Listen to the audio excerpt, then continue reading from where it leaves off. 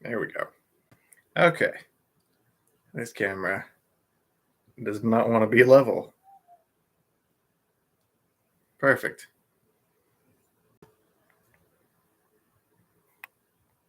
Great content. Okay. Whatever. I always have to stall somehow. Anyway, at the start of these live streams, what's up? What's up? It's 10:30 at night. I'm fully expecting nobody to be here, but I promised yesterday that I would do this today, and it is barely today now. Still, it's almost tomorrow. So I figured, why procrastinate even more? It has been an extremely busy week.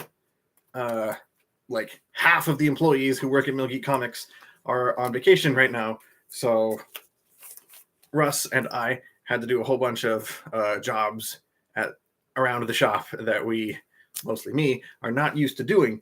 So I've just been really busy. I've been swamped over at the comic shop. But the good news is I did manage to, I made a point to read everything on my stack this week. So this is probably going to be a long stream with me rambling on and on about everything that's in here. I don't get any free passes this week. I can't go, oh, didn't read this, next book. None of that today, because I read it all. And a lot of these I had to read the issue beforehand because my brain is as useless as a pot of boiled cabbage. So I'm shuffling these, even though I don't need to. There's no reason. It's something to do while I talk. I'm going to do what I always do on these videos and put these comics face down in a pile on my desk and just pick them off the top and randomly go over them one by one to give you a taste of every comic that I get every week and give you my thoughts on them. And today I'll actually be able to give you my thoughts on all of them because I have read all of them.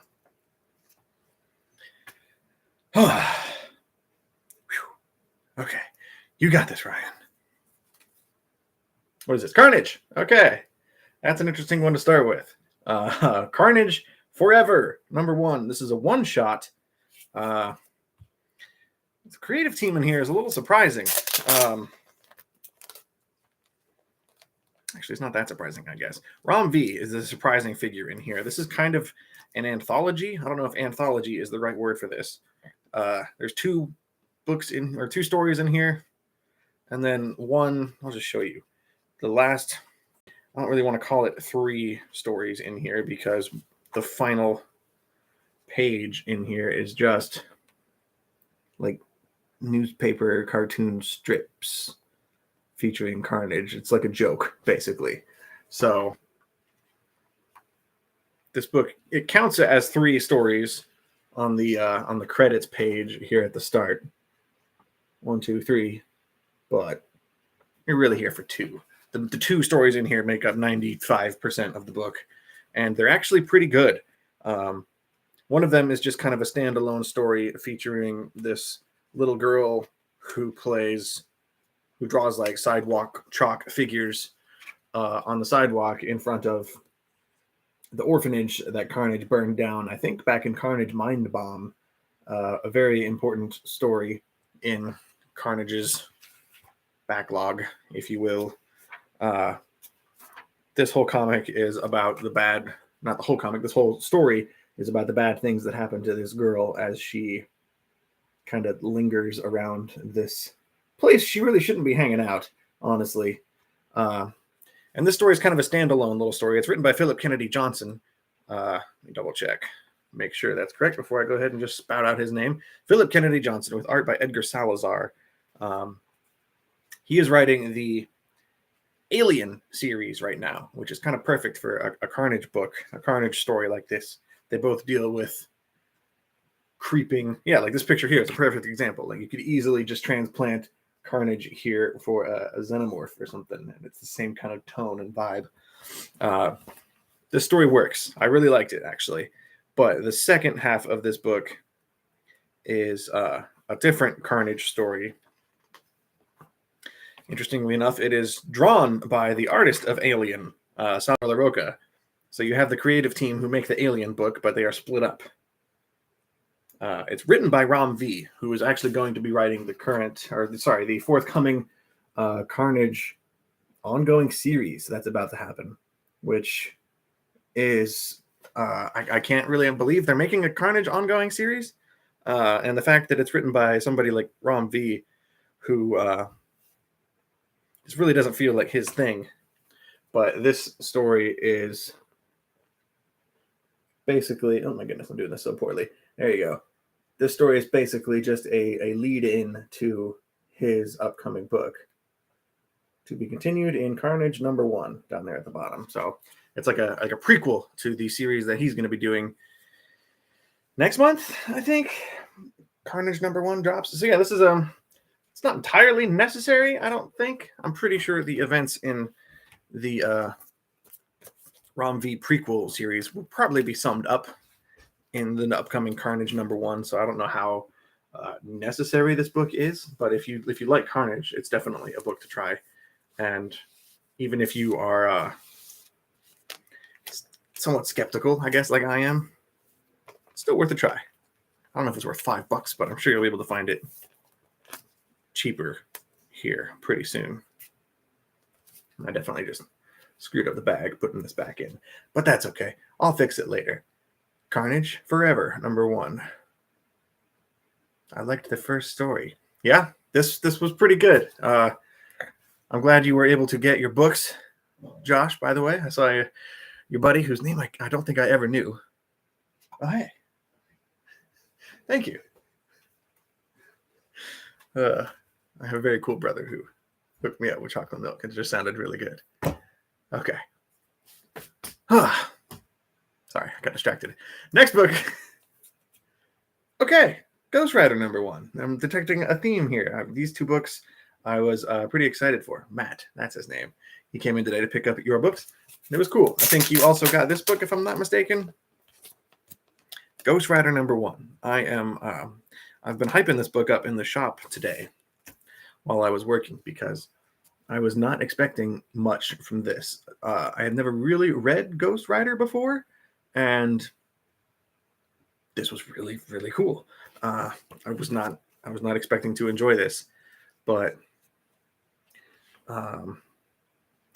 the short version of the story, I guess, is about Johnny Blaze living like a peaceful family suburbs kind of life. He's going to a lot of meetings with his therapist, like Moon Knight style, and he's on this medication after having a pretty bad motorcycle accident, actually, which you can see down here. He's on this medication, and it's kind of keeping him on an even keel, but he eventually starts to snap and see like monsters or demons or something.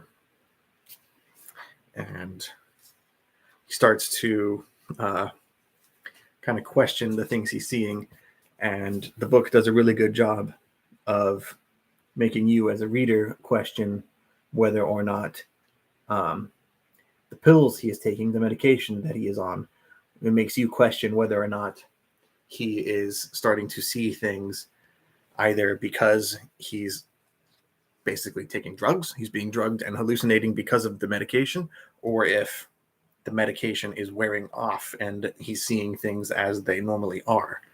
And I was not expecting this comic to have such a psychological kind of layer here.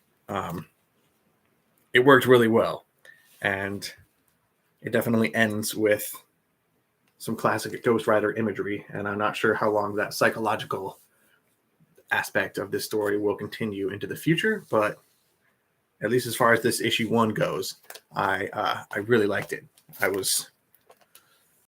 I went in fully expecting to not have a good time, and a Ghost Rider #1. I'm eating my words, I guess. This was good. I'm going to be making a video on my 5 favorite comics from February. Now that this is the final new comic book day of the month, Ghost Rider made my short list. I'm not sure exactly if it's going to be in my top 5 or not, but it's definitely in the top 10, which I would not have guessed last month. Next book, this is Dark Ages #5. I think so. Whatever. The number's not important. Pretty sure it's 5. I'll find out in a second, but that's not why I'm opening this. This book was on hiatus for a while. Yeah, number 5. But it's written by Tom Taylor, who is absolutely one of my favorite writers.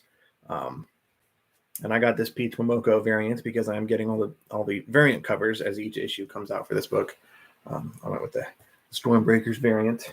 Just so happened to be Peach Momoko. I'm not the biggest fan of hers, but this is a cool cover. Gotta call it when I see it. But this book is about, for anybody who doesn't know, this book is about like kind of an EMP that has gone off in the Marvel Universe and has kind of just destroyed all technology. And then it flashes forward. The story flashes forward 7 years to kind of show you how everybody is adapting to this new world with no electricity. It's very much, if Marvel made an Elseworlds kind of line of books, this book would be firmly in that camp. This is not in continuity. Certain characters die really quickly in the first issue. I think Doctor Strange, Scarlet Witch. A lot of people, actually, now that I think about it, a lot of people die early on in this book who would be pretty well equipped to handle this kind of world, like Doctor Strange and Scarlet Witch, people who are magically inclined. This book forces like Tony Stark and Spider-Man, people who are technologically powered, I guess. It forces them to adapt. It's just a cool book. It's a cool look at how the Marvel Universe would work with no electricity. And this issue brings in a symbiote, which is kind of cool. Also, Deadpool shows up in here. Tom Taylor writes an awesome Deadpool issue, and I would be very interested to see how he would handle a Deadpool ongoing. That would be a cool book, or even a limited series. I would probably prefer a limited series because Deadpool for me gets old really quick. But no, Tom Taylor's doing pretty good. There's only one issue left of this book. This is going to make a really cool trade paperback when it's all said and done. I definitely don't think this could be an ongoing. I think 6 is a perfect length for a story like this. But there are a lot of really cool moments in here that make sense. Like now that there is no electricity or power, there's no planes. They can't fly anywhere. So they have to cross the ocean on boats like pirates with sails. But they have Storm use her weather power to make wind to push their boats, which obviously makes sense. Like that's a way to make them go faster than they would just with normal wind, waiting for the wind to blow in the right direction. You know, there's a lot of little touches like that are kind of like duh moments, I guess, that make this book feel special. I don't know. A lot of people here on the East Coast. What are you guys doing? It's like 2 a.m. over there. Perry and Steve. I'm glad you guys are liking Dark Ages, though. I don't want to convince anybody to read that one, even though it's kind of my job. So what? I don't know. I shouldn't be counting. I've done 3 books so far, and I have quite a bit more to go. What's this? Action Comics. This is a book I want people to read. So much so that I posted 2 panels from it the other day on my Instagram story, and I even wrote a note on there, which I never do on those posts, and I said like something like, "People need to read this book."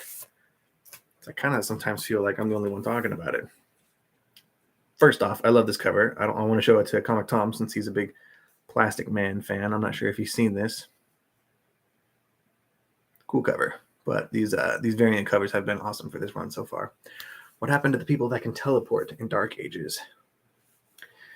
Yeah, Nightcrawler was in that book, right? He's like a pirate ship captain or something. He's doing something. I don't know why he's a ship captain, but whatever. It's Nightcrawler. He's pretty cool, even for somebody like me who is not into X-Men. But no, this book is about Action Comics, I should say, is about Superman on War World, and he is he is a gladiator fighting in the arena. It's a lot like Planet Hulk, I guess, if you want to look at it on that level. Superman is a captive on this world, along with the Authority team that he put together in the miniseries, Superman and the Authority. He assembled this group of kind of bad heroes to go on an interplanetary mission to kind of rescue all of the slaves that are on this planet.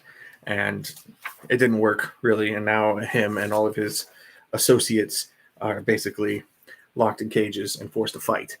And the art in here is gorgeous. It is done by Riccardo Federici, who has done a lot of variant covers and design covers lately. He doesn't do many interiors, but when he does, they look like this. Like, I'm tempted to just show you every single page in here. But it fits really well for the amount of like monsters and large scale kind of epic scenes that take place in this book.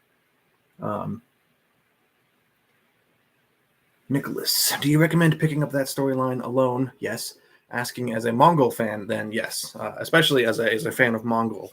But I would also recommend this whole storyline in and of itself. But I've been recommending it as a companion, not really a companion piece, but I think more people are reading Tom Taylor's Superman, Son of Kal-El, with Jonathan Kent taking over as the role of Superman on Earth. He is doing that because Superman left the planet to go do this. So the books are kind of connected in that sense. But I think more people are reading that, and not enough people are focused on Action Comics. Incidentally, I also feel the same way that more people are focused on Batman and not on Detective Comics. I think Action Comics and Detective Comics both are better than their counterparts. But this is part 5 right here, the World Saga. So you want to go back to what was that, 37, 36? Yeah, issue 1036 of Action Comics would be part 1 of this plot line. But yes, I can easily. I have been actively pushing this book on anybody who will listen, and most people won't listen because most people don't like Superman. But it is a really cool Mongol story too. But even just the art, man, I just keep drooling over this this Federici art in here. And it is the same creative team who did, I feel like I pull this book out far too often, but it's the same creative team who did The Last God, also from DC, Philip Kennedy Johnson and Riccardo Federici. And this is another book that, like, I don't remember anybody else really talking about a year or two ago when this came out, but this is a high epic fantasy book.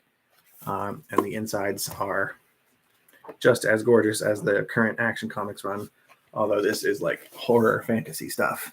This was kind of my introduction to the work of Riccardo Federici, but all around a good time. Action Comics, yes. Strong recommend. I'm not going to try and put that back right now. I will do that after the show. All right, that's what I get. I'm going to put that back in the bag. I just finally put Detective on my pull. Been picking it up randomly for a bit, and it really is just as good, if not better, than the main Batman series. Yes, honestly, I have not enjoyed Batman, I think, since the early part of James Tynion's run, but maybe, honestly, not since somewhere during the Tom King run. The main Batman book just hasn't done it for me. It feels very safe, and that's kind of the commentary I have given in recent months on these live streams. The main Batman book just feels like they're not allowed to really do much with the toys that they have, and it leaves the whole thing feeling kind of pointless to me almost. I did hear today, I don't know if this is, I assume it's confirmed, I just haven't really looked into it that much, but I heard that Chip Zdarsky is going to be taking over the main Batman book with Jorge Jimenez on the artwork in there, whose art I really did like on James Tynion's Batman run. So I really love Chip Zdarsky's writing. I think he's doing great on Daredevil, which is basically Batman. So that could be cool. Knights of Steel. Dark Knights of Steel is a great story too. Yes, I do really enjoy that. I don't think that was this week though. Saga. Okay, I have not read this yet. I am currently working my way through the Saga hardcovers right now. As you can see, the middle edition here is missing because it is on the other side of my desk. I am on issue probably 25, 27, somewhere around there. I'm about halfway to the current Saga issue. So my goal is to be caught up by the time next month's issue comes out. So I lied when I said I read everything in this pile. I have not read Saga yet, but I'm looking forward to it, mostly. Telepaths, number 6 out of 6. This is a book from AWA Upshot. And if you haven't checked out this publisher yet, I strongly recommend it. But if you haven't checked out the recent top 10 AWA series video that I did with my homie Bearded Comic Bro over on his YouTube channel, you should go check that out too, because him and I broke down our 10 favorite series to come out of AWA. They've only been around for 2 years or so, and they have made 28 books in that entire time. This is all 7. Yeah, that's 7. I can count. This is all 7 of their books that they have coming out in the month of February. This book here made our top 10 list of their entire run. Out is really good. That's also somewhere in this stack. This is the final issue of Telepaths. Not so good. I did not care so much for this run by the end. I liked the way it started.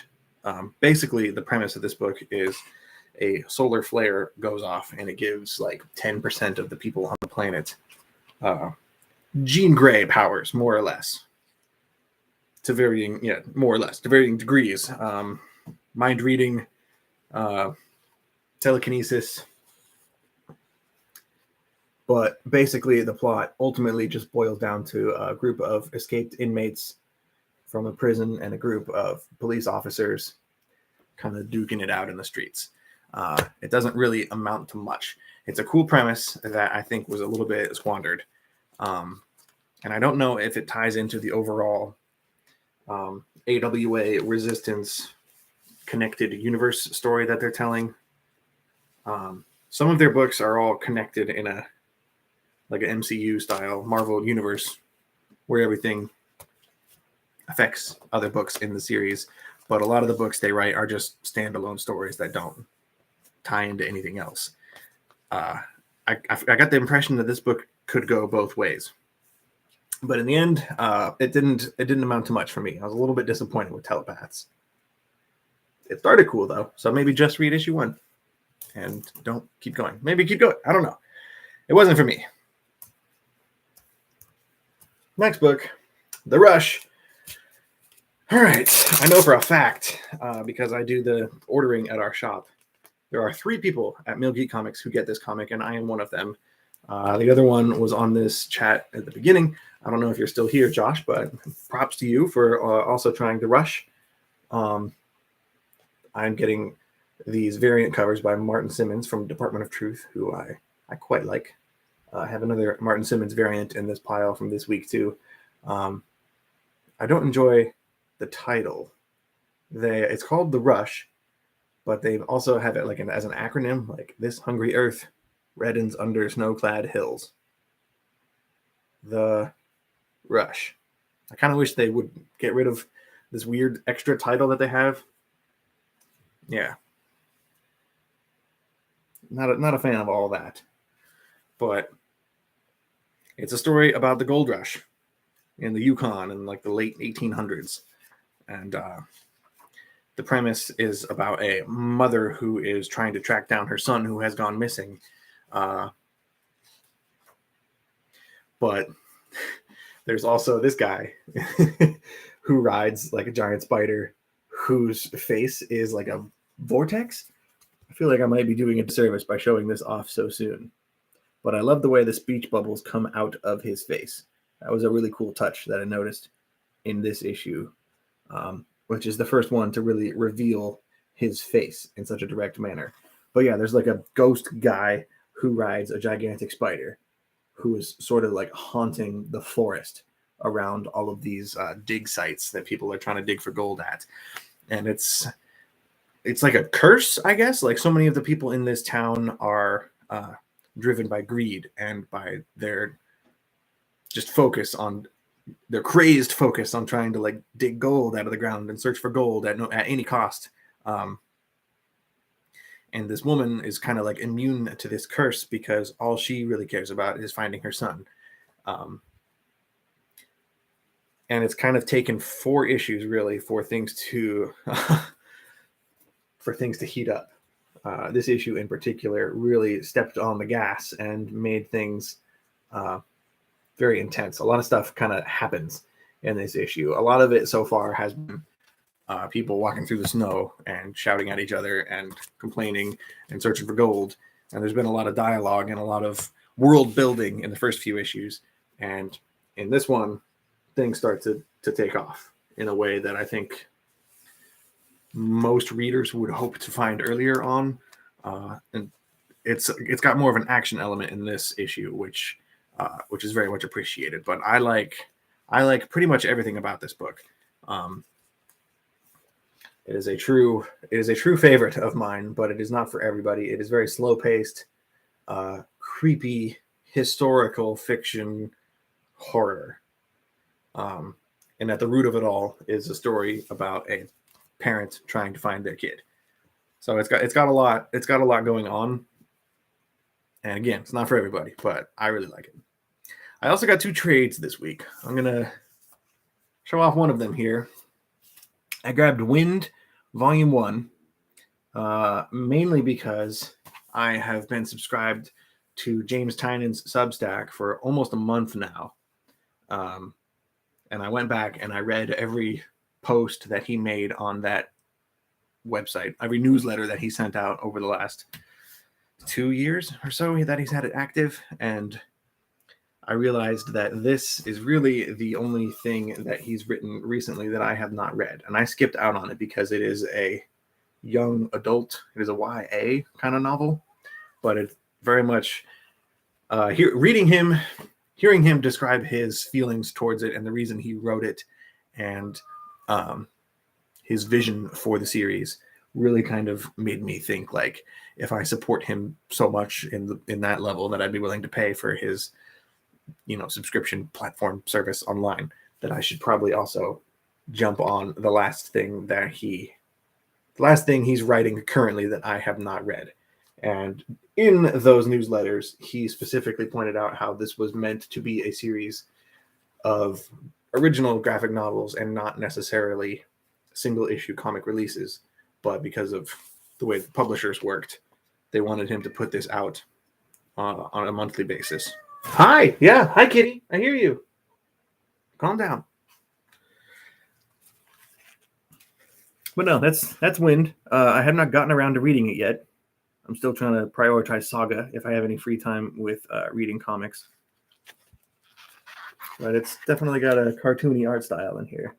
I'm looking forward to it. It's definitely not typical James Tynan stuff, but I don't care. I'm looking forward to reading it. I think everything he writes I have enjoyed. So I'm pretty sure I will enjoy that, even though it's not what you would expect, I guess, coming from him. Show us the cat, says Paul. Oh, she came over here to yell at me, and then she went away. So I will. I'll let her leave. I don't want to be bothered. Supermassive, just like my cat. Oh, that was a terrible joke. Okay. I did not love this. I don't know if anybody else agrees with me. By the way, if you're watching this on the replay, make sure and leave some comments. Let me know what you got, what you think about what I think about my books. Let me know what you got, what you think about the things you got, all the things that I am wrong about. I think I might be wrong about this one. I did not love this. I have been a pretty vocal fan of Radiant Black for the last year that this book has been out. And this is the first crossover between Radiant Black, Rogue Sun, that's this guy, and this is something girl. I should probably check. She's got a weird name with like 3 words in it. Inferno Girl Red.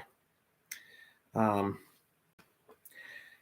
it didn't hit me until I read this book, but the reason I love Radiant Black so much is because it is a small scale, intimate look at somebody coming to terms with having powers.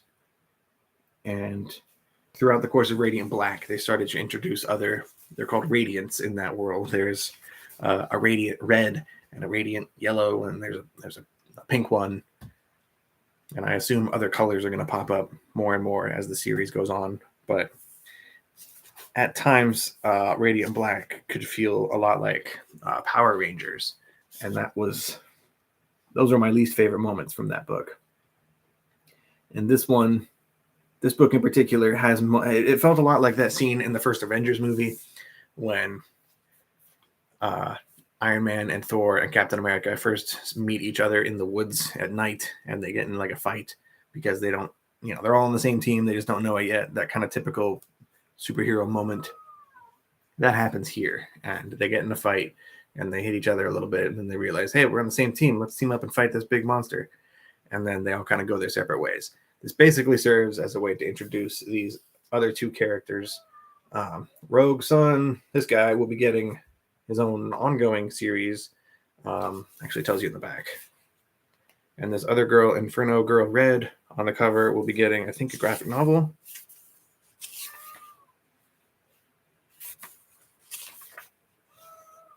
Inferno Girl Red graphic novel. Yeah. So it tells you everything that's coming out. There's a Radiant Red miniseries, which I'm getting an exclusive cover for next month. That's going to be exciting. Am I reading Strange Academy? Strange Academy is the best.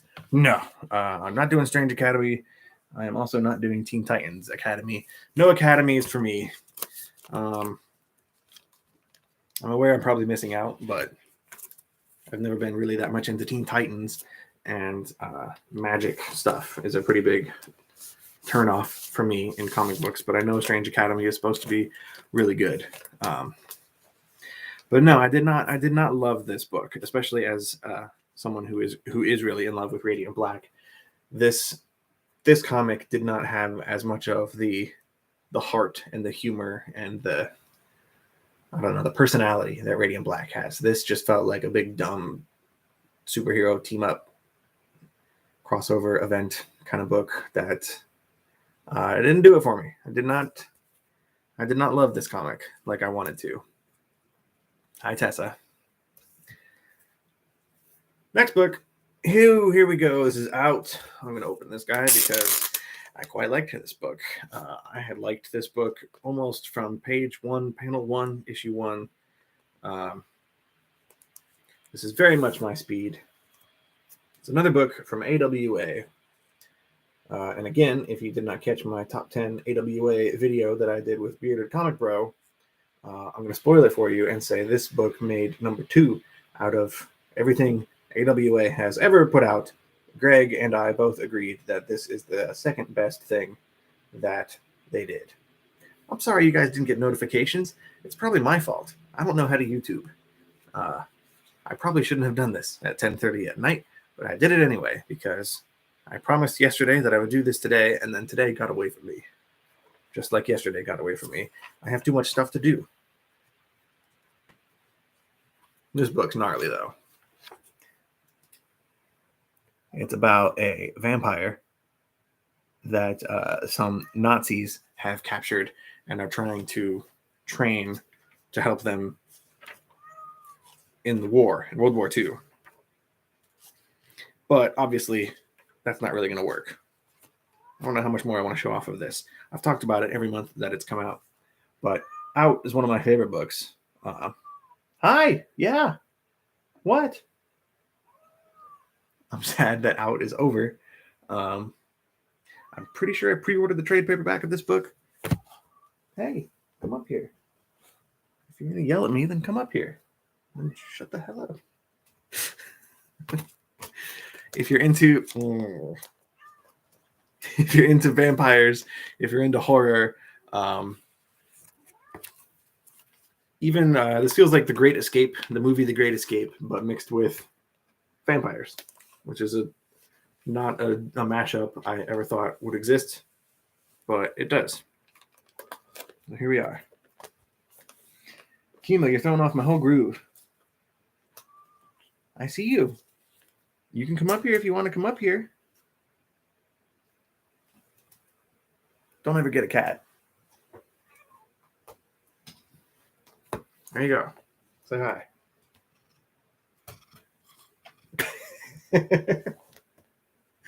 She's not happy. Or maybe she is now that she's finally up here. I'm trying to bring her up, Tessa. She's sitting here yelling at me and meowing, but when I try to grab her, she doesn't want me to be grabbed. And so here we are. Don't get a cat. Take mine. Okay. I missed issue 4 and 5 of Out. Well, you're missing out. It's a cool book. I'm very much looking forward to the trade because I want to sit down and read it all at once. It's a great book. If you guys want to see some horror, there's that show called From on the channel Epic. Yeah, you told me about that like a week ago, Paul. I forgot until right now, but I don't know what Epic is. I'm also so behind on TV and movies, but I'll get there. Remind me again because I'll forget again. Make yourself at home, kitty. Thank you. There you go. Don't rub the computer. Okay, next book. Oh, goodness. I think this might be a hot take. I don't know, but this was a big disappointment for me, too. Step by Bloody Step from Image Comics. This is the same writer who does The Rush. So I was, oh, goodness. I was looking forward to it, but I did not enjoy this book. Step by Bloody Step, #1. I believe this is a 3-issue series. It is silent. There is no dialogue. There is no narration. The whole book is just images. It's told with no dialogue and no words whatsoever. Purely based on the images. And because of that, the art needs to be bulletproof. And I had trouble at times reading this book, deciphering exactly what was happening in these panels. And I really didn't want to. I really wanted to like this. It's basically about this giant robot guy who has this little girl, but he has to she's naked. He has to escort her from point A to point B, I guess. I don't know where they're going or why, but they're walking through this wilderness, I guess, and a lot of dangerous things happen to them. And that's it, I guess. But there's a lot of times I was not 100% sure what I was looking at in the art. And for a book that is literally all art, that's an issue. That is a problem for me. I haven't really heard much of other people's takes on this, but I feel like I am in the minority, that I'm in the wrong here for not... I don't want to say I didn't like it, because I like the premise. I like what it's trying to do. I respect the fact that it is a silent series, but just some of the artwork in here was hard to decipher exactly what I was looking at. I wish I had a clear-cut example of something I could point to and say, here, I don't understand what I'm looking at. This panel here. But mileage may vary, obviously, from person to person. For being completely silent, it's not really a quick read, and that was maybe because I was kind of squinting and looking really closely and trying to figure out exactly what the hell I'm looking at. But I believe it's only 3 issues, so I'm probably gonna read them all together once it's done. But normally when issue 2 of a book comes out, I will reread issue 1 and then issue 2. And then for this series, when number 3 comes out, and assuming it's the final issue, and I'm pretty sure it is, I'm going to just read all 3 all at once then too. But so far, right out the gate, this was for me personally, a swing and a miss. Step by Bloody Step. Let me shout out the creators here. Hi Spurrier. I think it's Matthias Bergara. I just closed it up, and now I have to pull it out again because I want to make sure I get the name right. Matthias Bergara. Yep. Okay. Didn't even need to open it. Ugh, stop second guessing yourself, Ryan. Step by Bloody Step. You got to get cable, bro. I don't even pay for the streaming services I use. I'm definitely not going to pay for cable. Hard pass. I'll let cable die with your generation. Okay. We're probably halfway done with my pile. I don't even know. Department of Truth. Okay. This is number 16. Maybe I was just super critical this week, but this is one of my favorite books being published right now. I did not really care for this issue. I was excited because this one is based around psychedelics and LSD and MK Ultra and government mind control and that whole conspiracy. So I was looking forward to it on a premise level. A little bummed out because my copy has some gnarly spine color rub here on the back of the spine. Down here by the staple as well. It kind of looks intentional, but it's not. I checked another book this morning at the shop, found out that I just grabbed a poopy one. I shouldn't let that bug me, but it bugs me. And then when you get on the inside of this book, the art is really cool, obviously, for a book that focuses on free love in the 60s. The art was probably always going to be cool. I'm hoping I don't accidentally show off some nudity, because there's a lot of just casual nudity throughout this issue because it's the 60s, man. Everyone's smoking dope and humping each other. Yep, I wanted to show that page. And this is a very colorful issue, but I'm having trouble finding a page to show off. It doesn't have random boobies in it. But basically, it's about Lee Harvey Oswald and a lady friend of his sitting around in a hotel room, smoking drugs and talking. And that's kind of it. This is yet another chapter of the Department of Truth storyline that is not the main story. They've been calling them deviations. This is Deviation 5? Yeah, Deviation 5, Free Love. It's cool. I really like the idea. I like the premise. I just didn't love the execution. And I can show you this page. Make sure that I don't accidentally show the other side. But it's trippy and weird and very much like an acid fever dream.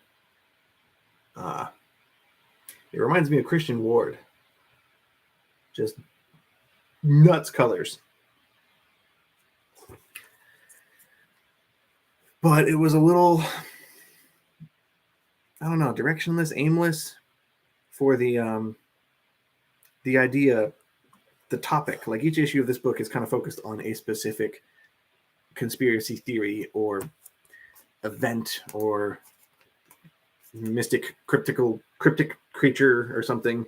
And I hope this isn't the only time that they get into this topic of the government dosing people with mind control drugs or just the general counterculture of the 60s, which is a time period I really like.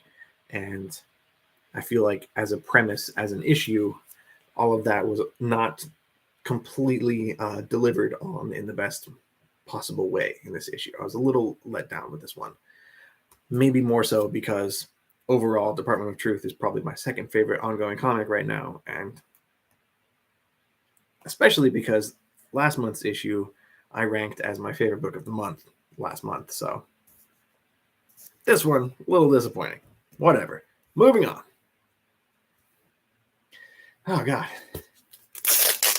I'm just showing off every book, all the interiors. I can't just pass one and be like, this one's fine. Next book. This one was not fine. This is 4 issues in. I believe there's only 1 issue left, but I can pretty much safely count Joy Operations as not for me. I do love the artwork in here. Like, I really do love the art. It feels very much like the Ultimate Universe, the Marvel Ultimate Universe. This has a very tangible kind of future sci-fi feel. And I love these like monsters that are all throughout this series. They're like blobs with an eyeball in the center. Very creepy. No, Tessa, this comic does not give me joy. It's called Joy Operations because that is the name of the main character. But she's basically a government agent who has an operative from another government has put themselves inside of her brain somehow. So the whole series has her kind of inner voice, but it's really some other person like thinking thoughts in her head. But it reads in like the worst kind of Bendis speak, which I'm just really, either he has gotten way worse and is being, Bendis speak is a thing that you notice when you read anything written by Brian Michael Bendis, and the way he talks is very identifiable, and I don't say unique because it's definitely, it's like what teenagers sound like, I guess, like really sarcastic and I don't know.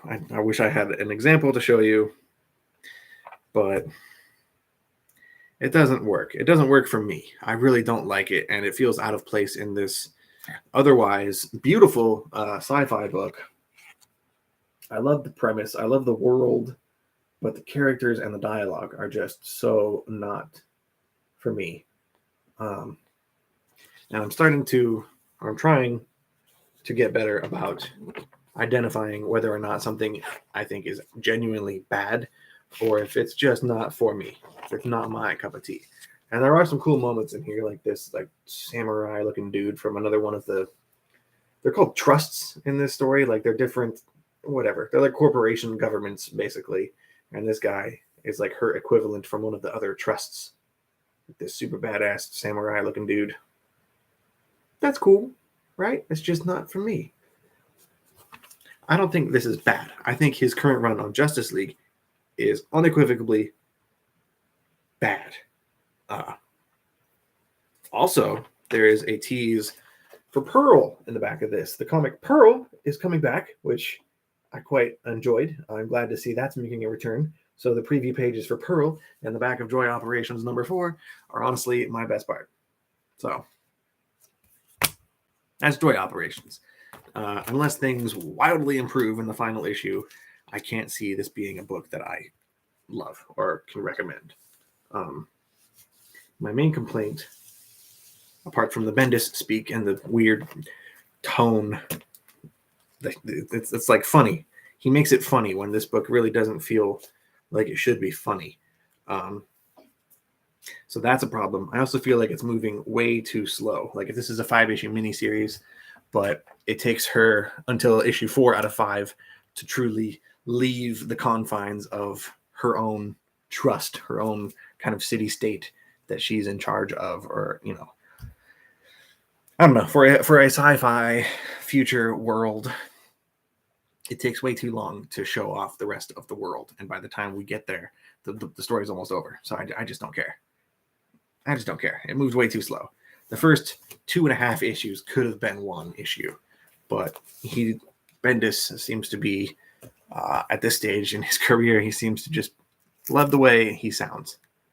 And maybe I'm at the stage in my career, in my comic career, where I just don't. Maybe I grew out of it, or maybe he is getting worse. One of those is happening. Whatever. I've spent too long on Joy Operations. Next book, Two Moons. I really like this comic. So much so that I bought the trade. Well, you can't see it. It's down here. It's under my arm / me. It's down here. Trust me. I wouldn't lie. Two Moons is fun.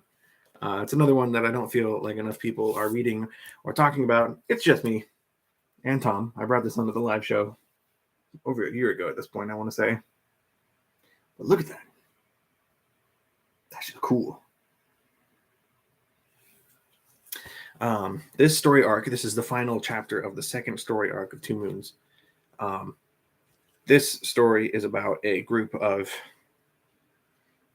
I don't know what tribe they are a part of, but there is one group of really, really bad indigenous people. I should know. I just read this right before coming live. Cheyenne? I think they're from the Cheyenne tribe. I don't know how to say it without offending everybody. But basically, they are trying to do a ritual to summon a bunch of ghosts. You can see it here in this panel. Yeah, and they're trying to like summon a ghost to like possess this girl who's being forced to wear like this dead animal mask. There's just some trippy stuff that's going on in here. The art in here, I love it, by Valerio Giordano. Does some really cool stuff with the art in here. These skulls of old braves I quite liked. And there's this action shot over here that I thought was really cool. He like spawns all these zombies to come out of the ground, like reanimated skeletons, and they have to like fight them off. It's a pretty cool sequence. It's it reminded me of The Rush. There's a giant spider guy right over here.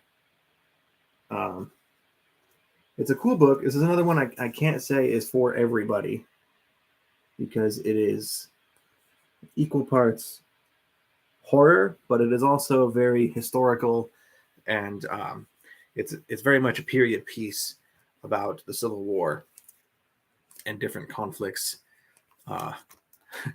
fantastical or otherwise, that kind of pop up in and around that time period. And now that this is the end of the second story arc, I'm realizing the pattern here is over the course of the 5-issue story arcs, by the time you get to part 5, things are bananas. And in this issue, you've got zombies popping up out of the ground and ghosts possessing little girls, and things are just generally not good for the main characters. But at the beginning of the story arc, things are much more grounded and historical and factual feeling, and it feels much more real. So it does a good job of kind of taking you down the rabbit hole and descending into madness. But yeah, now that we are 2 story arcs deep into 2 moons, I really like it. There's not a lot else like it. The Rush is the other thing I can think of that comes close in terms of historical horror. Really, really accurate feeling historical, but also really scary horror stuff. Hello again. Stay down there. You're bugging me. Okay, this is the other trade I got this week. This just came out yesterday. This is Not All Robots from AWA. Hi. You jumped down earlier. I don't know why you want to get back up. You jumped down. Can you help me? Not All Robots. 5-issue series. I've talked about it a lot over the last 6 months or so. This is a 10-issue trade. If you can find it anywhere, it's not long. It's a little short guy. There are a few things that I can recommend as strongly as Not All Robots, but it's hilarious. It's hilarious, but it's also got a poignant kind of message in here, and I think it's a very easy, safe recommendation for me to give, and it's $10. I don't know how easy it's going to be to walk into like Barnes & Noble and find this on the shelf, since AWA is still pretty. I feel like AWA is under a lot of people's radar, especially in a Barnes & Noble environment. But order this if you have to. Not from Amazon though, because Amazon sucks and they completely ruined Comixology. But yeah, that is the second of 2 trades that I picked up this week. I guess I also got the volume 3 of the Sin City hardcover, but that's too big and I haven't opened it yet. But it's Sin City. You know what you're getting there. At least you should. House of Slaughter number 5. This is the final chapter of House of Slaughter, at least for right now. What? Do you not like House of Slaughter, kitty? Yeah, you know. I don't think she likes House of Slaughter. Also, Amazon cannot ship a book without destroying it. Yeah, well, they can't do anything right. Sorry, this turned into the Ryan craps on Amazon hour. But no, this was a cool conclusion to House of Slaughter. I was not 100% on board with this series the whole time because I felt like it was a little too slow at parts. But now that it is done, for now, I can kind of see what they were building towards. And I do want to, I'm very tempted. I don't have really had time, but I'm very tempted to go back and read all 5 issues of this and then read all 5 issues of the most recent arc of Something is Killing the Children, that flashback storyline, and then go back and read all 15 issues. Oh God, I have to contort myself to point to it. Something is Killing the Children, the first full chunk of that book. I want to basically reread Something is Killing the Children, is what I'm trying to say, in a very convoluted way. Beginning with House of Slaughter, because the character of this book, Aaron, was murdered at some point during Something is Killing the Children.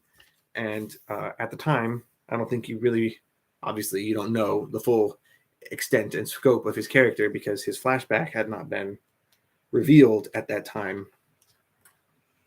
But this storyline ends with a kind of monster siege, basically, at the House of Slaughter. And things get intense and graphic. And there's a lot of action in here, which I think was missing from earlier issues in this run, most of which were just kind of like romantic complaining, I guess, to people reconnecting after years of being apart and kind of mourning and reminiscing. And it was well written. It was just kind of slow. Am I missing all the slaughter and bloodshed that I just read this too? And maybe that was all in my head and I'm losing my mind. But I'm not really seeing it now as I'm flipping through the book. Shots of monsters running through the school hallways and people getting chopped to bits. I guess it was all on one page. But there you go. Monsters. School children. Dead bodies. Eric Slaughter. Cool stuff. It's a cool series. I think it really needs to be read all at once. I just don't look forward to digging all 5 issues out of my collection and actually doing it. Especially not before the series starts up again in earnest in the next few weeks. I don't know exactly when Something is Killing the Children comes back, but it comes back in March. But yeah, House of Slaughter wasn't bad, all things considered, and I think it definitely works more as a world building thing. It works more as a world building than it does any sort of plot or character. There's your biggest benefit out of that book is going to be the setting and I'm talking too much. The world. I'm retreading old ground. It's 11:30. Apparently my brain is just shutting down. I haven't even really been awake for 12 hours. But I have a useless brain, as I say every time I go on camera. Berserker number 7. I really want to not like this book, but I kind of do. I feel like it's sacrilege to say because it's like it was made in a lab to be everything I don't like about comics. Like an angry, quiet dude who just gets into fights and murders people in very bloody, exaggerated ways. But yeah, see, there you go. The first issue of this book was wall-to-wall gore and combat and action, and that was not for me. And I got the feeling early on that I was almost going to cancel this book because it takes a lot for me to cancel something. And the fact that this is a 12-issue series or 10 issues, I don't remember exactly how long. This is number 7. I think it's 12. But looking back, I can see that the early issues were action, but as each issue comes out, by the way, it comes out very infrequently, which I don't approve of, but whatever. The later issues get more and more introspective and feature flashbacks and start to explain what's actually going on with these characters. And that's what I was hoping for with this book. Because he's an interesting character. He's basically older than any human ever, and he has not ever died. And getting into the way that guy's mind must work after having outlived everybody you've ever known and what that would do to somebody's brain. It's really kind of fascinating. And I was frustrated with the early issues of this book because it seemed to focus more on, hey, here's a cool scene of him ripping someone's arm off and stabbing them in the throat with their own severed arm. That's cool, right? And that stuff I don't care about because I'm not 14. But getting into the guy's head, I think, is much more compelling. And we're getting that here. The back half of this book seems to be more cerebral and focused on that side of things. So I approve. And the more they lean into that element of stuff, the more I will be able to tolerate the action. So it's a tricky balance doing the action stuff and the introspective character stuff.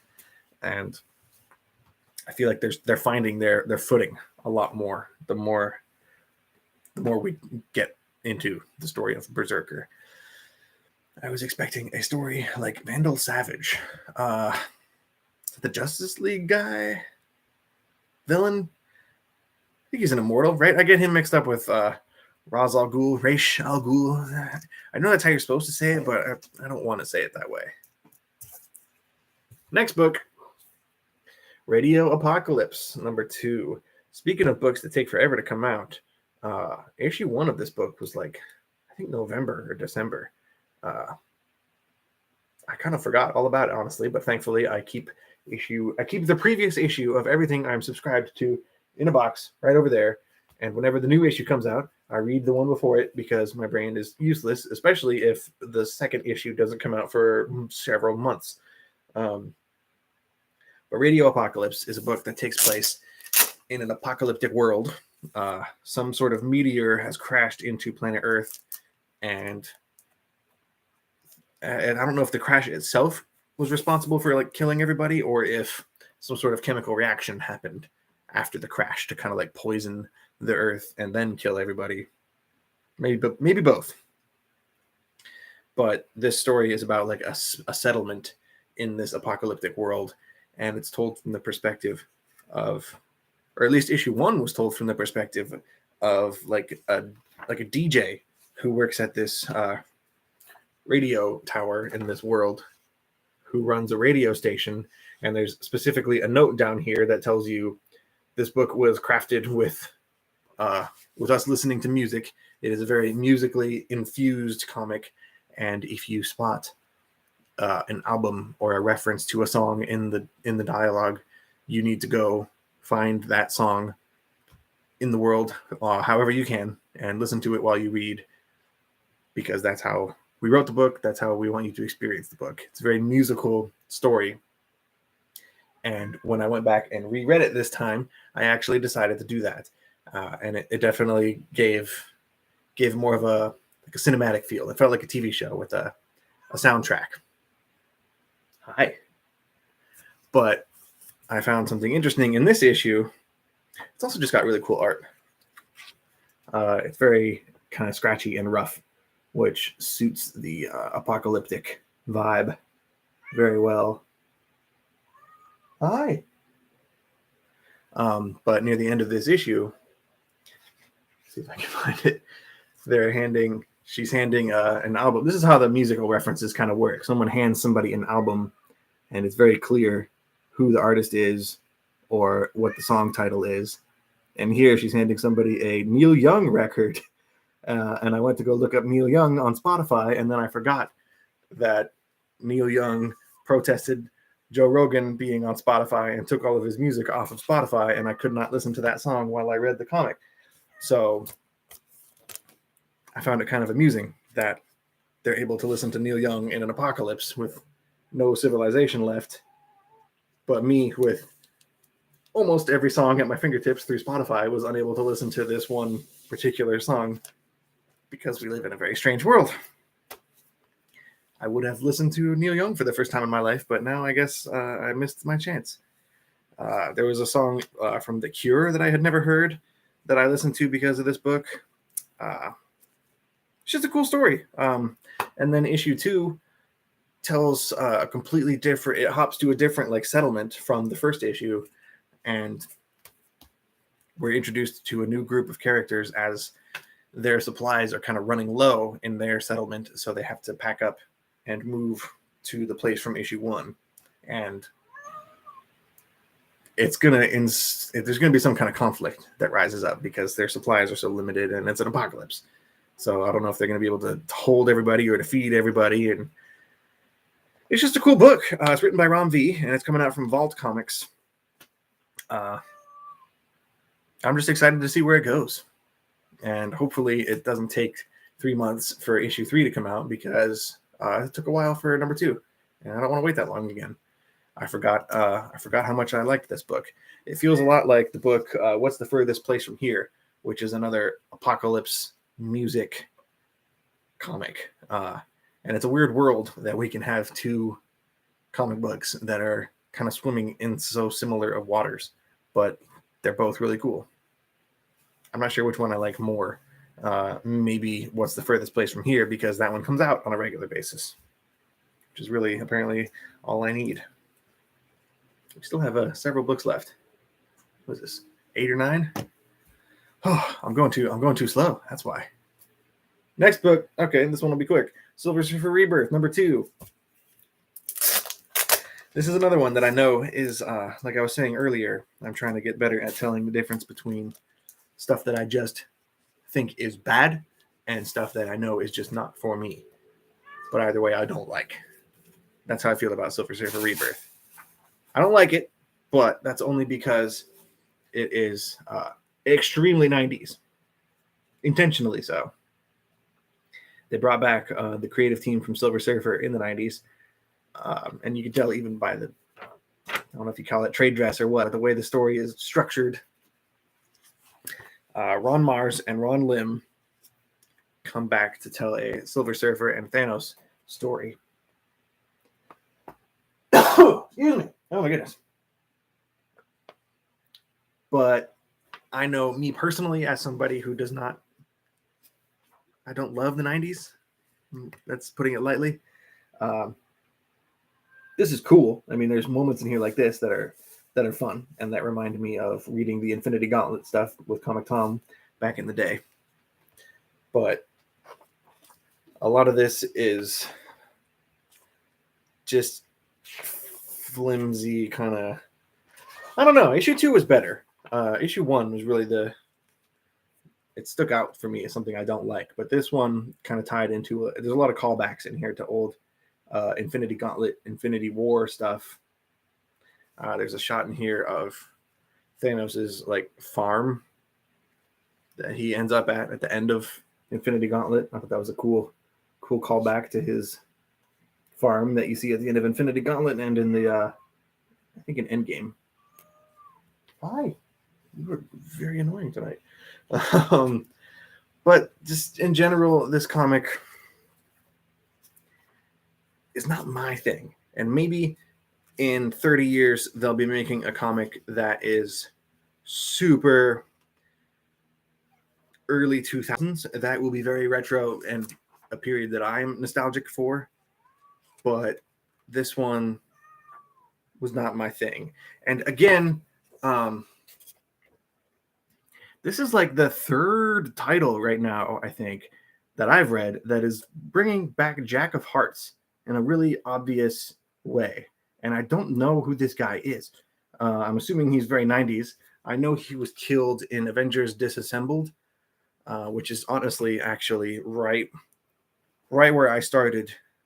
Anything before Avengers Disassembled, I can't really do.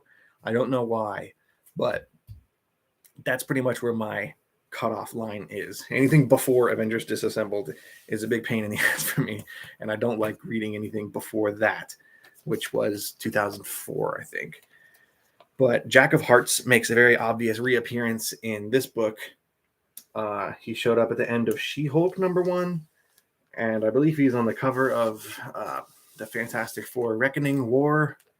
I don't know if that's out yet, but I think there was another thing where Jack of Hearts showed up at, and it's just like a very strange, very sudden resurgence of this super obscure character that hasn't been seen for like 20 years.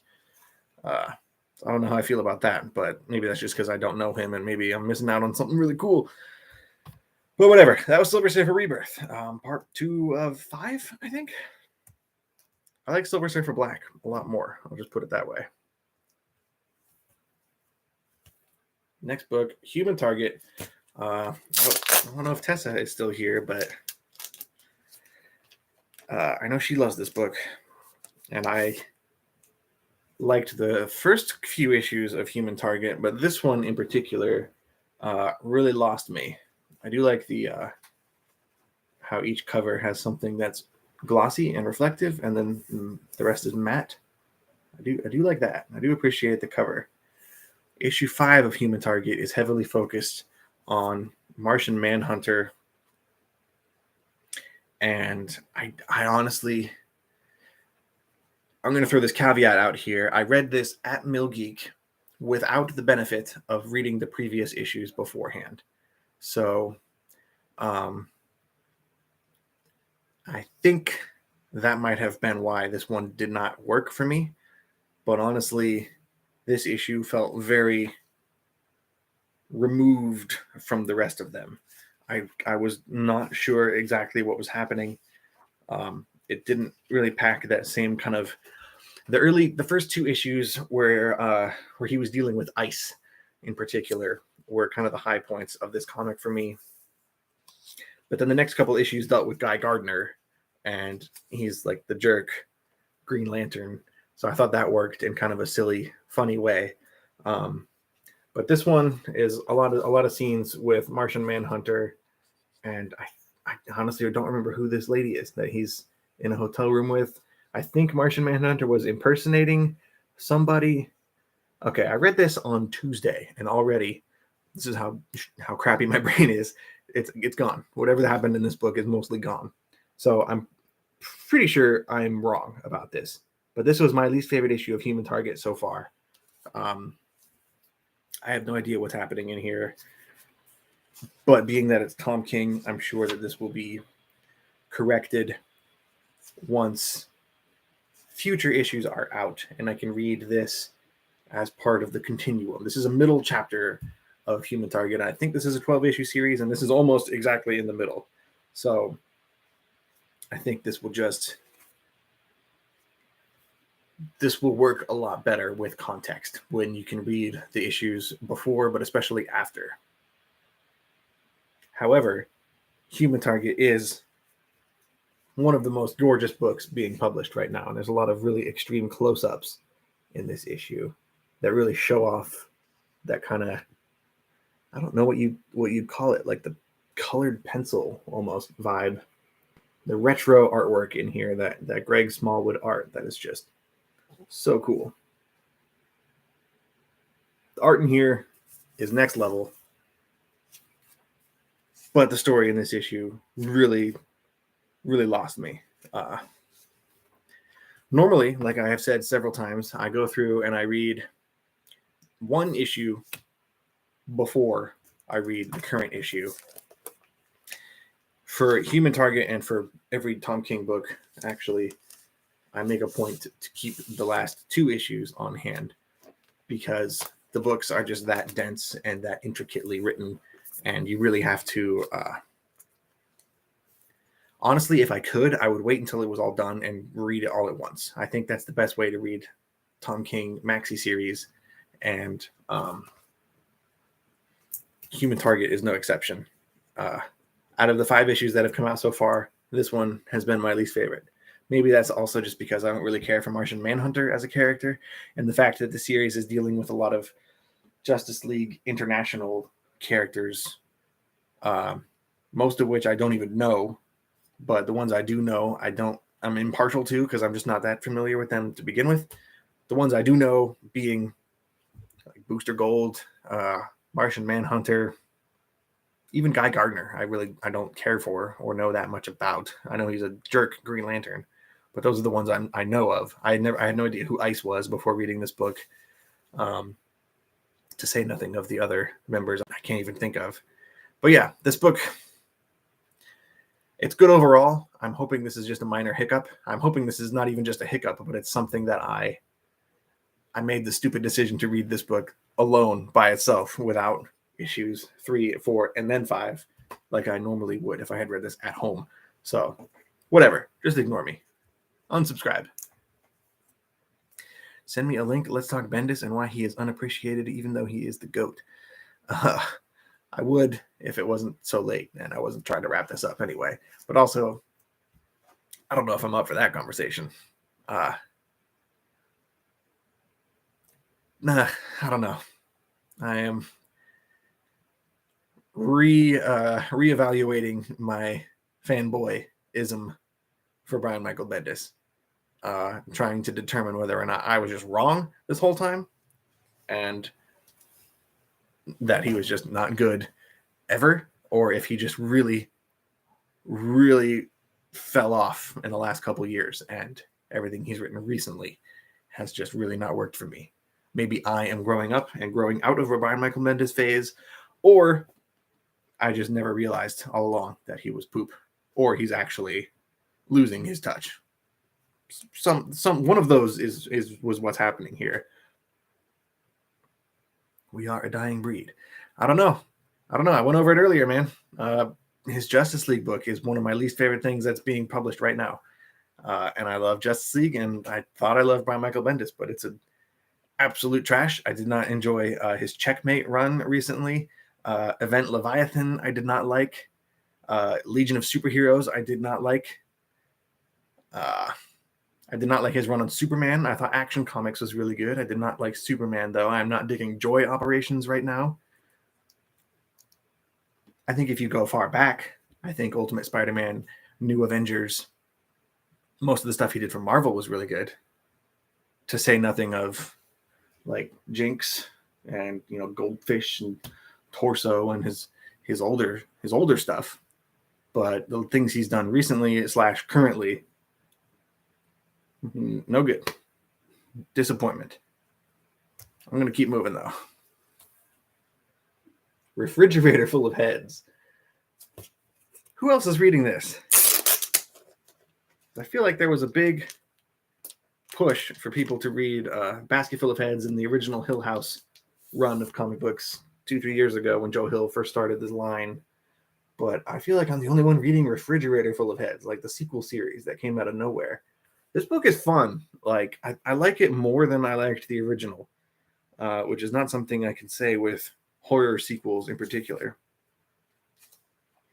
How do you describe it? This book, like the original story, is about a magical axe that when you chop someone's head off with this axe, their head stays alive, I guess, for lack of a better word.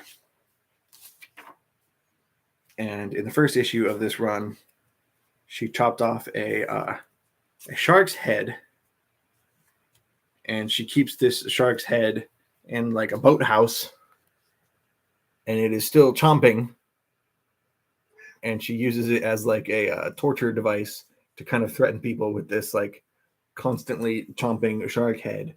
And this issue in particular, a lot of severed heads get tossed into the shark head. It's very funny. It's dark. It's dark, funny, but it's funny. My favorite moment in this run so far was this aggressive biker gang member in the previous issue had gotten his head chopped off, and his head fell down the cliff from the side of a road into the woods, and he was still alive because that's how this book works. And the first few pages of issue 3 deal with this severed biker head with this big old beard bouncing down the cliff and like screaming in pain. And he finds this deer comes up to him, and he manages to hook like his earring or something. He's got a big hoop earring, and the deer hooks his antler into the guy's earring. and he ends up like riding this deer back to civilization. But there's this great shot of this deer just majestically galloping through the forest, and this biker like hanging on by an earring, just like yeah. But he, just a severed head riding a deer antler back to safety. So it's very campy and silly, and usually that's something I do not like. The mixture of horror and comedy, but something about Refrigerator Full of Heads is really clicking with me. Give it a shot, especially if you like Basket Full of Heads.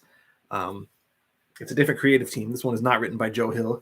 This is written by Rio Ewers, a person I'm not familiar with art by Tom Fowler, who is also an artist I'm not familiar with. But this is a lot of fun. I'm surprised at how much I like Refrigerator Full of Heads every month. I can agree his newer stuff for me is just dog water, but I still have love for him. Yeah. I had love for the old stuff, but new Bendis, not for me. Oh, God damn it. Okay. Unrelated question. What bags and boards do you use? The Mill Geek ones. I actually brought some inside to do some extra work, but they're not in this room. They are different. Ever since the pandemic and the supply chain issue, we bought like a stupid amount of bags and boards in advance to prep for knowing that things were going to be tight. So we got some weird kind of like, honestly, bags that I really don't like because they are resealable, but the sticky side is on the flap instead of on the back where it normally is. So every time you take the book out, you got to be extra careful to not get it stuck on the goop when you pull it out of the bag, which is why I've been like going out of my way to like fold it way over to make sure it doesn't get stuck. That sucks, but you work with what you got. I didn't even know they were still publishing Hill House. Yeah, they weren't. They did the first 5 or 6 series that they did back in 2019 when this whole thing started, and then this is the first title, I think, in a new wave. I don't know if they're going to be doing more, but this is the first thing that Hill House Comics has done since, I think it was 2019 or 2020, whenever they did the original run of Hill House books. But yeah, I would not recommend getting resealables with the thing on the top. I don't even know what book this is, but this is the next book off the pile. I also like to pull the bag out a little bit, or the board out a little bit extra, so the flap doesn't close again. If that makes sense. I don't know if I'm making sense. It's late and I'm rambling. What's this? Iron Man. Okay.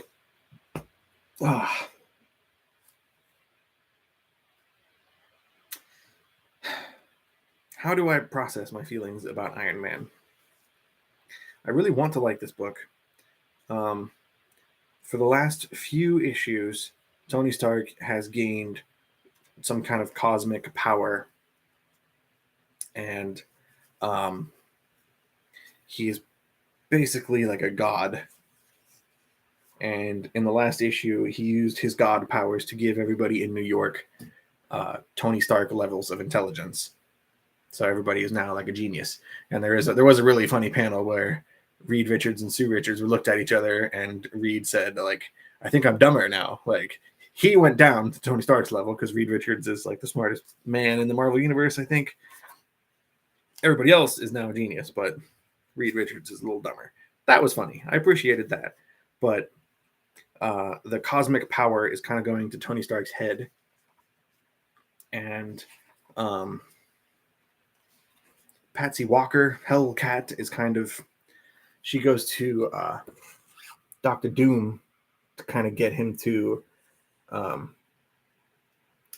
he's one of the few people, I guess, who can stand up to Tony Stark or like him on, I guess. So she tries to kind of formulate a resistance movement, I guess, to Iron Man's insane power grab that he's got going on with his weird mind powers now. Iron Man's basically turning into the bad guy, and I don't care so much. I like this part of the run much more than I've liked the the first like 14. This whole storyline, this is issue 17, and the whole thing so far has been like one gigantic story. There hasn't been like 6-issue story arc. I don't know how the trades for this run are going to play because it's all one continuous story, which is a cool idea, and I would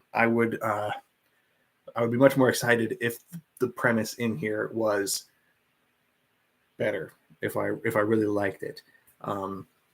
I like where they're going now in the last few issues with his crazy powers and people trying to formulate some kind of resistance against him, but I don't know where they're going to go with it. I guess that's cool. I like that I don't know where they're going. I appreciate the design. He's got this cool kind of bulky iron god armor thing. Here's saying this is him going up against War Machine. It's a cool premise. I like where they're at now, especially compared to where they have been in this run so far. But I'm really ready for this entire extended plot line to be over and for them to start some kind of new story arc. It's especially disappointing because this is written by Christopher Cantwell, whose stuff I've liked before. He's writing regarding the matter of Oswald's body for Boom Studios right now, and that's pretty fun. He wrote Strange Skies Over East Berlin, which I really loved a couple of years ago, also from Boom. But yeah, this Iron Man book, it has gone from like bad to not so bad. So it's on the upswing right now. How is Patsy in that? Tessa asks. She's pretty cool. She's definitely like the second lead of this book, I guess you could say. She's been with Tony throughout this whole journey. Not like with in a romantic sense, but like by his side. And she's like his conscience in a way in this series so far. And I think it's kind of cool that she went to Doctor Doom, and I think he provides a good counterbalance to Tony, like grappling with godhood, and especially considering what Doctor Doom has been through with cosmic powers and his own mad ambitions in the past. It's interesting seeing those two kind of come to head and fight over the principle of this whole thing. So there's a lot of cool ideas here. The execution is just a little. It's better. I can't complain because this book has been bad before, and it's not as bad as it was. It's improving. Oh boy, let's see. You have not been liking the books you've talked about since I've been here the last 10 minutes, except for Refrigerator. Why do you still buy them? I say with love. I have a problem where I don't cancel things. If I subscribe to a book, I will keep going. Pretty much regardless. The only book I can remember actively dropping from my pull list was Al Ewing's Guardians of the Galaxy. I read issue 1 of that, immediately decided I didn't like it. It wasn't for me. And I immediately dropped it and never read another one. Other than that, I will stick on a book through to the end, especially if I know especially if I know it's going to end. A perfect example of that is Deep Beyond. I don't have that in this room anymore, but it was a 12-issue series from Image that just wrapped up last week, I think. Didn't like that, but I got the whole thing and I read it. It's partly OCD, I guess. I want to have the whole thing all at once, because if I do sell that book later down the line, I would like to sell the whole thing all at once, because again, like I've said several times tonight, if I don't like something, that doesn't mean it's bad. That means I just don't like it. So I'm sure that somebody out there will appreciate Deep Beyond, and I would like to give them the whole run, all 12 issues, and give them the whole thing. But yeah, Iron Man, I did not like. Refrigerator Full of Heads was cool. Human Target, I think it was just me. I think that was my fault. And a weak issue of Human Target is still better than any other book. Silver Surfer Rebirth, I didn't like because it was extra 90s, and I just don't like the 90s. If you are a fan of 90s comics, I think this is a strong recommend. Not my cup of tea, so I didn't appreciate. Radio Apocalypse is cool. I enjoyed that one. I don't know. this is actually a really good week for comics for me. I think also just the way I shuffled this pile. I think the stuff I really liked was early on. Ghost Rider, I really liked. Action Comics. But no, I guess you're right. Now that I think about it, a lot of stuff here I did not enjoy. Hi, other kitty. Yeah, we'll see. Maybe the last 4 or 5 books here are really good. Every Iron Man book I have read has a hard time going for several issues, almost like the character doesn't have an interesting enough world to write the character. Bendis and Taylor had that same problem. IMO. I have not read Bendis's. He did Infamous Iron Man with Dr. Doom, which I really want to read. I have it on Comixology, but it's on Comixology, and I'm kind of pissed. I want to read Comixology right now. I've heard it was good from sources I trust. I really like the Matt Fraction run, Invincible Iron Man from 2008. That's the best thing I've read from Iron Man, and it's really good. That run is probably the reason I am even giving Iron Man a chance in the present day. Man, let's hope Action Comics is good. I really like Action Comics. I think you'll like it. Hopefully, I do. Especially if you like Mongol, I think you'll dig it.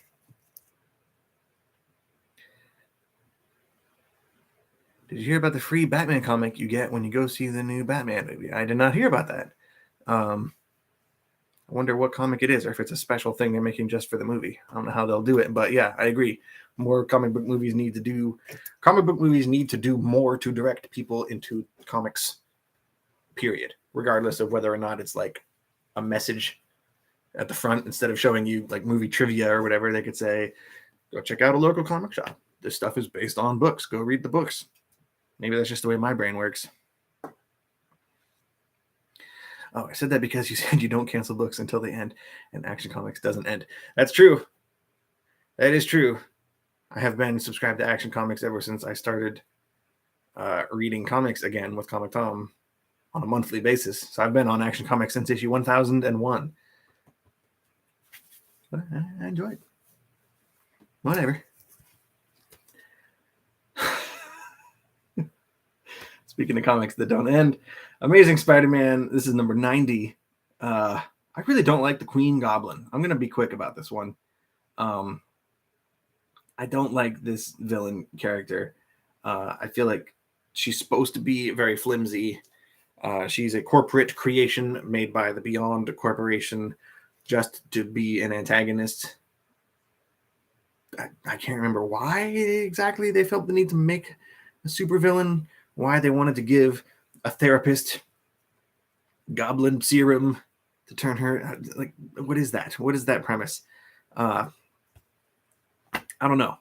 And I don't know if she has a hidden identity, but during the battle that she has with Spider-Man, she keeps making all these weird therapy comments, like, oh, I wonder what that says about you, just like she's speaking like a psychotherapist. And I feel like it wouldn't take people too long to figure out exactly who this person is.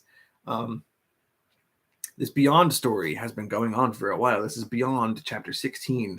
I was actually surprised with how much I was enjoying the Beyond storyline up until Queen Goblin showed up 2 or 3 issues ago now at this point. I'm glad that there's only a few more issues left of this brief interlude. It's definitely a in-between period in between 2 main creative teams of Spider-Man. You got the Nick Spencer run, which ended 6 months ago, or however long ago that was. And then you got the Zeb Wells, John Romita Jr. stuff that's starting next month. Where are you? You're just meowing for no reason. But yeah, as far as this goes, it's definitely just an in-between storyline. So we'll see how that feels in retrospect. My guess is it's going to end up not really mattering that much or having that big of an impact, which is why I don't really read a whole lot of superhero stuff anymore. It's just not, there's no point. It's, especially when you get to giant main characters like Spider-Man and Batman, there's not a lot of wiggle room, and you really have to put all the pieces back in the toy box by the time your story is over, so nothing ends up really mattering. I don't know. I'm just very down on superheroes lately. DC versus Vampires, however, has been really cool. I think this works because it is a 12-issue standalone, out of continuity miniseries. And I've read some interviews. I think it was with James Tynion on his Substack, where he says, this is co-written, by the way, James Tynion and Matthew Rosenberg. They are working on this one together. And their thought process with the story was kind of the opposite of Deceased, which is the closest comparison, I guess, where that story was zombies in the DC universe. This story is vampires, but in Deceased, you have this virus pop off in issue 1, and suddenly everybody's infected, and you have to deal with this kind of apocalyptic spread of a zombie virus. Whereas 5 issues into DC versus Vampires, it is a very slow, one by one kind of escalation where you find out, spoiler alert, Hal Jordan is a vampire. I don't think it's a spoiler because he's very clearly a vampire here on the cover, but he has been going around and one by one kind of turning various members of the DC universe almost in the background. And it makes it scary because you don't necessarily know who to trust. I guess he's bad, but the real fear in here is seeing how much the vampirism has seeing how much it has spread throughout the other corners of the DC universe that you aren't necessarily looking at. So it's very much a slow burn story where Deceased was a fast-paced, spooky zombie story. So they work really well in comparison with each other. I don't want to show too much more than this because it's spoilery, but it's a fun little book. I was not expecting much, especially because I'm not classically like a big vampire person, but the book Out, especially from AWA, really did it for me. I loved that series, and this book has been fun too. It's moving fast. It's already almost halfway done, but things are just getting worse and worse. So it's I don't know. It's an easy recommend for me if you're into horror, but also if you're into horror that's a little bit slower. There's still a lot of action scenes, which I showed in here, and I don't know. I'm noticing the later it gets, the less coherent I feel like my thoughts are. But I could just really like this because it's Green Lantern. Like, I like seeing him as a vampire. I like seeing Hal Jordan as a villain, like a true villain in this book. And I think it's going to get to the point where they actually have to go to the villains for help. I don't know exactly who has been turned yet beyond Hal Jordan and one or two other characters. I don't want to spoil, but just noticed that DC needs a Blade type character to deal with the vampires. Yeah, that's the joke, actually. Once they find out that vampires are spreading, everyone immediately just starts looking shifty-eyed over at Batman. Like, you stay up all night, you live in a cave, you got all these bats around. You think you might be a vampire, bro. But Batman is a pretty capable vampire hunter in this book. It's just a fun story. I wasn't expecting much. And I think that's the key. That's the trick for me, is to come in with low expectations, and then I will be pleasantly surprised. ASM or any other major book is just boring because writing a story with no ending has no reason to exist. I agree, but I like to think of in creative teams. I mean, that's a beginning and an ending, right? That's as close to an ending as you get, like one writer's tenure on a book. But yeah, that's just the main reason I don't enjoy superheroes. I would much rather grab an indie book. Hopefully you like this one. What's this? No, not an indie book. This is Catwoman. Catwoman number 40, the second issue of a new creative team. This is a perfect example. Catwoman is a book I have never tried before, but they just started a new creative team in issue 39. Teenie Howard took over writing on this book. and it has been really cool. 2 issues in, I'm very much digging it. Teeny Howard, who does the art in here? It says Leon. That doesn't help me. So it's not John Paul, unfortunately. Nico Leon does the artwork. It's just a cool book. And then I think Ram V was writing Catwoman before this. So I think I need to go back and read that too, because I'm trying to read everything that guy has written, or at least as much of it as I can. Who does the colors in this book? Jordi Belair. The colors in this book, I think, deserve specific attention. Issue 1 took place a lot in a strip club, so there was a lot of like pink smoky effects in the colors, and this one right here has a really cool, it's not coming up very well on my camera, but there's like a blue, I think it's a reflection off of a pool, an indoor pool. I don't know, this is just a very she's dealing with a lot of organized crime families, and the story in here is just really good. I took a chance trying Catwoman because it's a character I've never really cared for. But I don't have I really don't have anything bad to say about Catwoman. This story arc has been really cool. 2 issues in to this creative team, and so far it is 2 for 2. The artwork, especially here on this motorcycle panels, reminds me a lot of Jimenez's work on Batman, which I really appreciate. Oof, yeah, look at this. Colors right here. The negative space on the characters in the foreground, the light here on the bike. I dig it. Catwoman's a lot of fun. Especially, I recommend this if you are... This bike! I recommend this, especially if you are like me and somebody who has been a little hesitant to try Catwoman, maybe because it's a girl character or because it's, why should she get a solo book? I've had various reasons for never trying Catwoman before, but I'm in.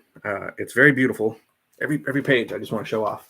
The layouts, the artwork, the colors.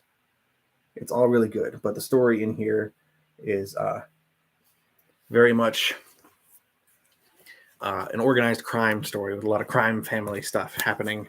And apart from horror, crime is my other go-to genre of storytelling that I have always loved. And Catwoman's fun. I'm just going to leave it at that. This is a cool book. If you can find issue 39, I would give it a strong recommend. It's also got cover A's done by Jeff Deckel. I don't know how to pronounce his name, but he has really cool cover work. Cover A's are done by him. The B covers are Jenny Frison. So no matter which cover you get for Catwoman, you're going to have a beautiful book inside and out. Strong recommend on Catwoman. So that means we're down to one last book. I'm going to try and guess what it is. Oh, Detective Comics. Yep. It's a weekly event. It felt thick. Detective Comics. This is another one that I'm really loving. This whole Arkham Tower storyline has been going on weekly now. This is part 7. Arkham Tower has been really cool. And again, if you have been skipping Detective Comics, I think a lot of people have a one bat book rule. At least I did for the longest time. I only read Batman because I didn't want to overload. And I assumed maybe correct. I think it was a correct assumption that DC would put their best creative team and their best storylines on the main Batman book. But I think I'm realizing more and more that the main Batman book is where they go for. It's safe. It's very safe. I used that word early on while I was talking about I was talking about Superman or something. But the main title is safe, and Detective Comics, I feel like, is taking much more risks and has been a much more memorable story. Mariko Tamaki has been writing Detective Comics for quite a while. I didn't jump on until about a year ago, right after the Future State event. But ever since then, like as long as I've been reading this book, I have been liking it more than the main Batman book. And Tessa, I don't know if you are specifically referring to the backups in Detective Comics, but they're really good. So you have a weekly, this book is coming out every single week. Part 7. So you have a part the main part of this book is about Arkham Tower, the new iteration of Arkham Asylum that is rapidly disintegrating, to say the least. But the backup story in here is also a 7-part, or right now it's on part 7. It is also a weekly story about a boy who is sorry, a boy who is really struggling to kind of fit in anywhere. He's an orphan. He gets picked up and dropped off in Arkham Asylum, but there's like a jailbreak that happens at Arkham Asylum, so he's now out on the streets. And Bane has kind of taken him under his wing, and this kid is really not cut out to be a gangster, but he's trying to make it work on the streets. But Robin is sort of now trying to look out for him, and I don't know. I don't know where this kid is going or what he's going to turn into, but this is a flashback story. I didn't realize it was a flashback until, is this Azrael? Is that this guy's name? This Batman from the 90s? Obviously, he's from the 90s. Look at that guy. He shows up here and just tears this kid a new one. Like, he's a very hardcore Batman. This takes place after Bane broke Batman's back. It's a very cool backup. Tessa is right. It is written by Rosenberg, who is a really good writer. Also partly why DC versus Vampires was really cool. So yeah, I strongly recommend Detective Comics as well. I don't know how far back it's good. I at least loved it for the last year, everything from the end of Future State until now. But I know Mariko Tamaki has been writing it for a while, so I'm assuming it was good before Future State as well. I just don't have any direct experience, so I can't say for sure. Should I pick Warworld Rising to read Warworld Saga? Basically, do you recommend me hunting Action Comics 1030 to 1040 or 1030? I wish I could remember, man. My memory is total poop. I think you'll be good with 1036, the current story arc. Bare minimum, you should be good with that. If anything, you might want to at least read like the Wikipedia page or whatever summary you can find for Superman and the Authority, because there's a thing going on in Action Comics where he realizes he needs to leave. Yeah, you might want to read World Rising, because that gets into why he decides to go to War World and why he's undertaking this mission to free the slaves on this planet, because a ship of refugees from War World crashes in Metropolis, and he kind of takes them under his wing and learns about what's happening to them on their home planet. And that's what plants the seed that I need to leave Earth. I need to give Metropolis over to John Kent. I'm going to make him graduate and become the main Superman while I go solve this. But he knows that War World is run by Mongol, and it's pretty brutal and hardcore, so he can't really ask the Justice League for help. So he's got to go seek out the Authority, who is a team of pretty shady people who don't necessarily play by the same rules. So he brings all of them over to War World, which is where 1036 picks up. So you could start there, and apparently Tessa retracted her message, but she said she started there and was good. I think you could start there. But if you want, the complete story, I would say go back to 1030. I just don't want to say go back too far, because there was a point in time right before Philip Kennedy Johnson took over where Superman and Action Comics were much more directly linked. And I think they were telling an interconnected story with art by Phil Hester in there that you don't necessarily need to read at all. That stuff just gets more into John Kent's psychology about knowing that his dad is going to die soon and being paranoid about it. So basically just told me everything I need to know. Yeah, if you don't want to read it, then certainly don't. You can definitely start at 1036, but me personally, I like to get the full story. So it just depends on how much work you want to do, hunting issues down, or how much extra reading you want to do. But yeah, bare bones, you can just do the current story arc and you'll be fine. Whew. Wow, almost 2 hours. That might be the longest one of these I've done. This wasn't a particularly large pile compared to what I've done in other weeks. Let me hold it up again. Boom. There's the pile. Plus Not All Robots trade. Go read this. Before you read any Superman stuff, go read this. More people need to read AWA. Excuse me. And also, I grabbed a Wind. And also the Sin City hardcover that is currently down on the bottom of this bookshelf that I'm not going to grab because it's gigantic and it's in a box. But it's down there. It's a big week for me. I'm going to go probably go sleep. Honestly, I already read all this, which is normally what I would do after wrapping up one of these. I read everything I need to read for the week. I'm going to get started actually on my best comics of February video. Last month, I didn't start doing that video until early February. I didn't make my top 5 January comics video.